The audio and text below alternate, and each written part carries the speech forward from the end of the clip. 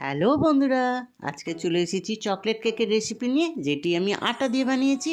প্রথমে একটি পাত্রের মধ্যে 3টে ডিম ফাটিয়ে নিলাম, তার মধ্যে বেকিং সোডা দিলাম 1 চামচ, খাবার সোডা দিলাম 1 চামচ, তেল দিলাম, দিয়ে আস্তে আস্তে করে গোলালাম। তার মধ্যে গুঁড়ো করা চিনি দিয়ে দিলাম 3 চামচ, 1 চামচ দিলাম ভ্যানিলা এসেন্স, দিয়ে ভালো করে গোলালাম। অল্প একটু নুন দিয়ে দিলাম, কোকোয়া পাউডার দিয়ে দিলাম 2 চামচ, দিয়ে আবার মিশ্রণটিকে ভালো করে গোলালাম অল্প অল্প দুধ দিয়ে।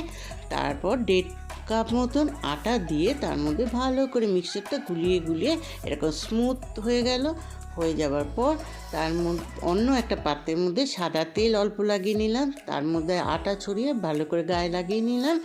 আর ওই মিশ্রণটির মধ্যে চোকো চিপস আর মোরব্বা ছড়িয়ে দিলাম, দিয়ে ভালো করে মিক্সচারটা নাড়িয়ে নিলাম। নাড়িয়ে ওই পাত্রের মধ্যে ঢেলে নেওয়ার পর ভালো করে ট্যাপ ট্যাপ করে নিলাম। ট্যাপ ট্যাপ করার পর প্রেশার কুকার গরম করে তার মধ্যে ওই পাত্রটাকে রেখে দিলাম, রেখে ঢাকা দিয়ে 45 মিনিটের জন্য ওয়েট করলাম। তারপর একটা টুথপিক দিয়ে ঢুকিয়ে রেখে দিলাম, গায়ে একটুও লাগলো না। আপনাদের সামনে চকলেট কেক রেডি।